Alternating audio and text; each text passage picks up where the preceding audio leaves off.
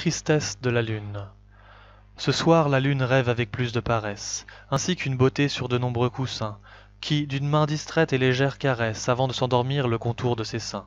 Sur le dos satiné des molles avalanches, mourante, elle se livre aux longues pâmoisons, et promène ses yeux sur les visions blanches, qui montent dans l'azur comme des floraisons. Quand parfois sur ce globe en sa langueur oisive, elle laisse filer une larme furtive, un poète pieux, ennemi du sommeil, dans le creux de sa main prend cette larme pâle, au reflet irisé, comme un fragment d'opale, et la met dans son cœur loin des yeux du soleil.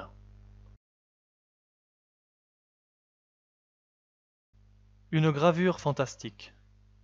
Ce spectre singulier n'a pour toute toilette, grotesquement campé sur son front de squelette, qu'un diadème affreux sentant le carnaval. Sans espéron, sans fouet, il essouffle un cheval, fantôme comme lui, rosse, apocalyptique, qui bave des naseaux comme un épileptique. Au travers de l'espace, ils s'enfoncent tous deux, et foulent l'infini d'un sabot hasardeux.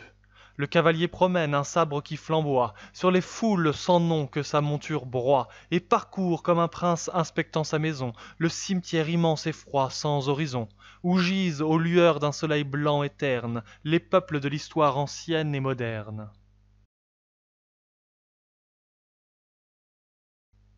Le mort joyeux.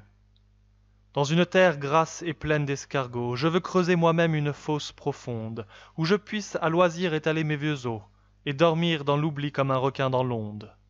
Je hais les testaments et je hais les tombeaux. Plutôt que d'implorer une larme du monde vivant, j'aimerais mieux inviter les corbeaux à saigner tous les bouts de ma carcasse immonde.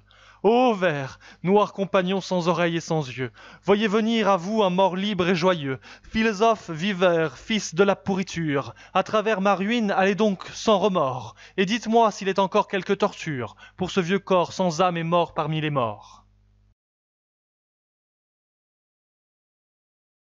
Le tonneau de la haine. La haine est le tonneau des pâles d'Anaïde. La vengeance éperdue aux bras rouges et forts a beau précipiter dans ces ténèbres vides de grands seaux pleins de sang et des larmes des morts. Le démon fait des trous secrets à ces abîmes, par où fuiraient 1000 ans de sueur et d'efforts. Quand même elle saurait ranimer ses victimes et pour les pressurer, ressusciter leur corps. La haine est un ivrogne au fond d'une taverne, qui sent toujours la soif naître de la liqueur, et se multiplier comme l'hydre de Lerne. Mais les buveurs heureux connaissent leur vainqueur, et la haine est vouée à ce sort lamentable de ne pouvoir jamais s'endormir sous la table. La cloche fêlée. Il est amer et doux pendant les nuits d'hiver, d'écouter près du feu qui palpite et qui fume, les souvenirs lointains lentement s'élever au bruit des carillons qui chantent dans la brume.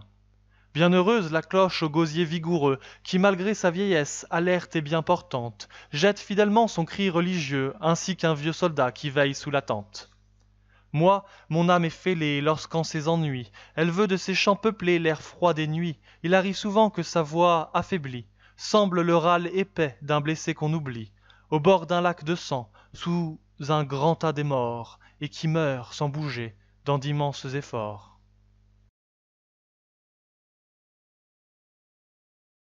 Spleen.